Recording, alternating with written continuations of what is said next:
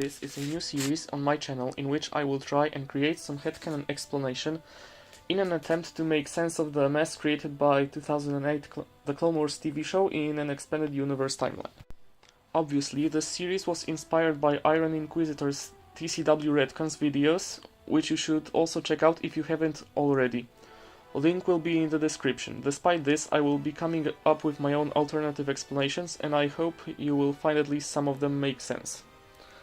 I also want to mention that even though I personally believe that the best course of action would be to remove the Clone Wars from Legends timeline altogether, the unfortunate reality is that it is here to stay, and it is higher in terms of canonicity than the rest of the expanded universe material, like books, comics, and OG Clone Wars TV show.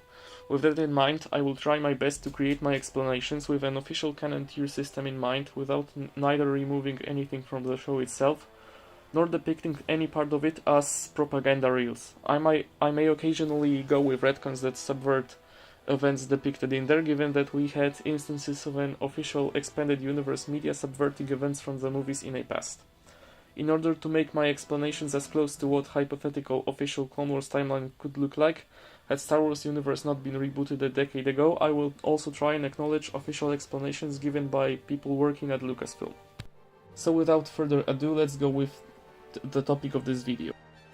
Before TCW ruined the timeline, the story of General Grievous was pretty straightforward. Originally a brave Kalish warrior, he was turned into a cyborg against his will, forged into a monstrous killing machine responsible for deaths of many Jedi during the Clone Wars, until he was weakened in a fight with Mace Windu, who crushed his chest, causing him to cough for the rest of his life. TCW messed with pre-established order of things by making Grievous an inept, cowardly coughing machine who rarely manages to defeat his opponents in a fight. They also changed the explanation for his cybernetics, making it so that he willingly modified his body so that he would be able to combat a Jedi.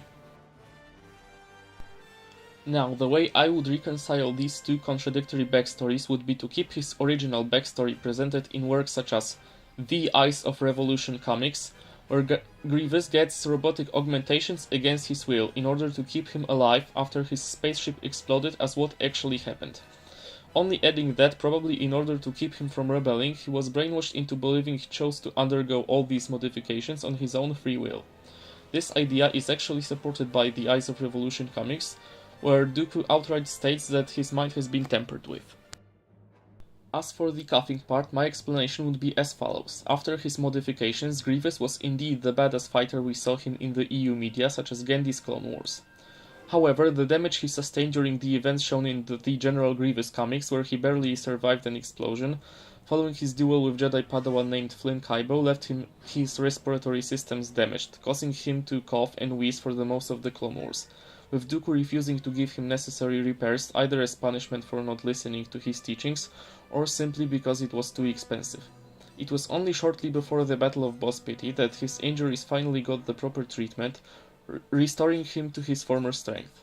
If this procedure was indeed expensive, it could only further explain Dooku's reluctance to let him go to waste shown in Obsession.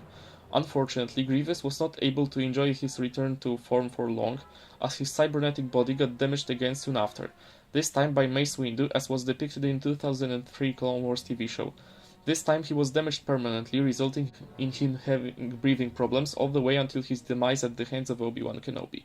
Okay, so this was how I would reconcile Grievous' backstory in Legends. Thanks for watching, and if you have any idea what continuity error should I address next, write it in the comment section.